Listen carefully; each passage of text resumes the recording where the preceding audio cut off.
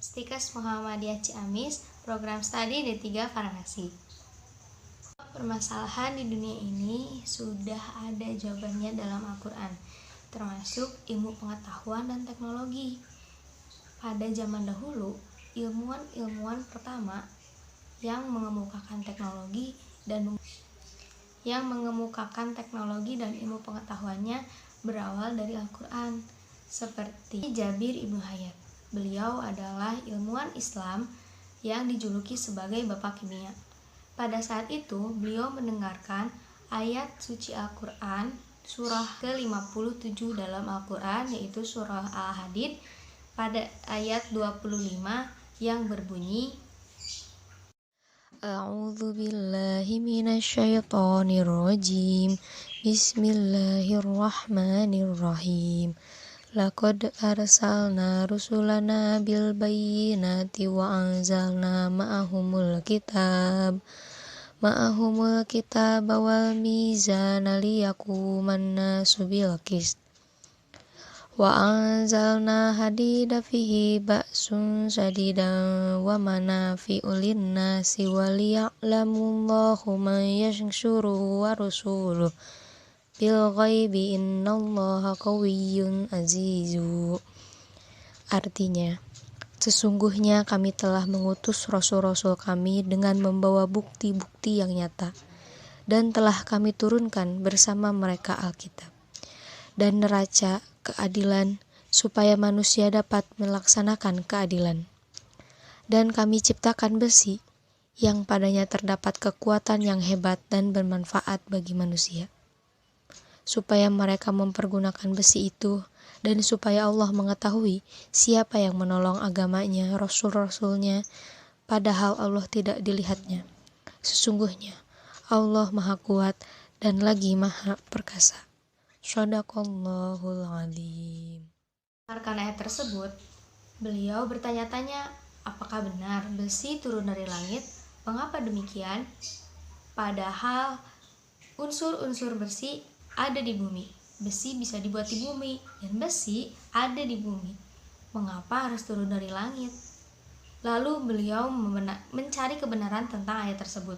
Beliau melakukan uji-uji. Selama ini beliau cari prinsip-prinsip kimia, unsur-unsur dari besi tersebut, dan cara membuat besi, dan cara bagaimana besi itu dibuat. Hingga pada akhirnya terjadi suatu peristiwa di mana Islam dikalahkan di Spanyol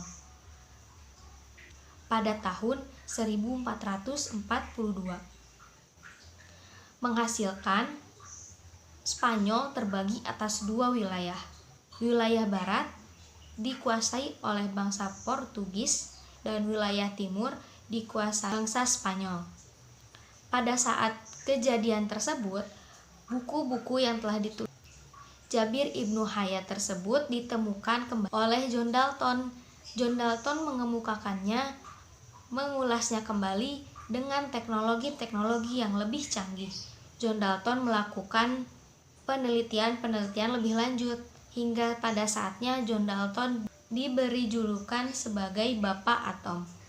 Nah, ternyata Bapak Atom yang kita kenal selama ini berawal dari buku-buku ilmuwan Islam yang telah mengemukakannya terlebih dahulu. Dan ilmuwan yang kedua yaitu ada Abbas bin Firnas, atau bisa dikenal dengan Ibnu Firnas, yang lahir pada tahun 810 Masehi. Beliau yang menciptakan teori terbang dari surat Al-Mulk ayat 19 yang berbunyi, A'udzu billahi minasyaitonir rajim. Bismillahirrahmanirrahim.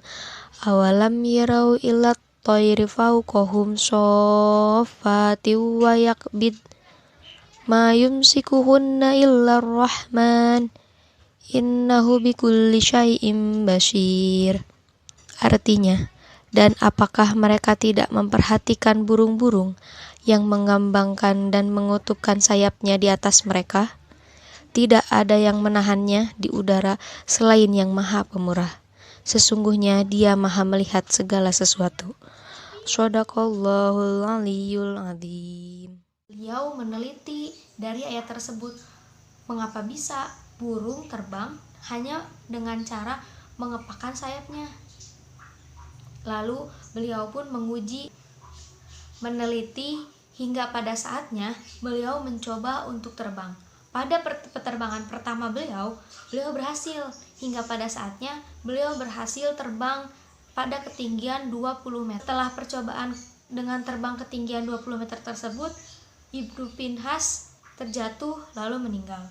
Buku-bukunya di buku yang telah ia tulis ditemukan oleh dua bersaudara. Nah, dua bersaudara inilah yang mengembangkan kembali teori tersebut, hingga dua bersaudara ini yang dikenal dunia. Inilah yang dikenal dunia sebagai orang pertama yang menemukan teori terbang. Dan tanpa kita sadari, ternyata ilmuwan asal Indonesia ada yang sama sifatnya seperti Habib Al-Nawawi. Beliau tidak suka bermain bersama temannya. Apabila beliau disuruh bermain keluar, beliau akan masuk kembali ke dalam rumah dengan apapun caranya. Habib Al-Nawawi jika disuruh bermain, beliau ikut bermain bersama teman-teman di lapangan, namun beliau akan membawa kitab. Dia membacanya terus-menerus hingga saatnya dia bosan dan kembali ke dalam rumah untuk membacanya kembali. Nah, ilmuwan asal Indonesia ini sama seperti beliau. Ketika disuruh orang tuanya untuk bermain, dia akan keluar seiring perintah dari orang tuanya. Setelah orang tuanya masuk, beliau akan masuk kembali lewat jendela. Beliau akrab dengan sapaan Bapak Habibie. Begitu hebatnya beliau hingga beliau bisa menciptakan pesawat pertama di Indonesia. Ilmuwan yang ketiga ini ilmuwan Islam yang sangat berpotensi. Beliau bukan hanya ahli dalam satu bidang, namun ahli dalam banyak bidang, yaitu Ibnu Sina. Siapa sih? Beliau mengkaji dan meneliti surat ke-32 dalam Al-Quran di ayat 5-11 hingga beliau meneliti apa aktivitas malaikat. Beliau hingga meneliti kecepatan malaikat, bagaimana jarak antara tempat malaikat hingga ke bumi, hingga bentuk desimalnya beliau hitung. Masya Allah sekali ya. Beliau menuliskan kitab Al-Bahsohil, lalu bukunya. Nah, pada suatu ketika ada salah satu seorang ilmuwan terkenal yang di zaman dahulunya terponis bahwa beliau itu salah satu ilmuwan yang sangat tertinggal pendidikannya, yaitu Albert Einstein. أيها الراجون منه شفاعة صلوا عليه وسلموا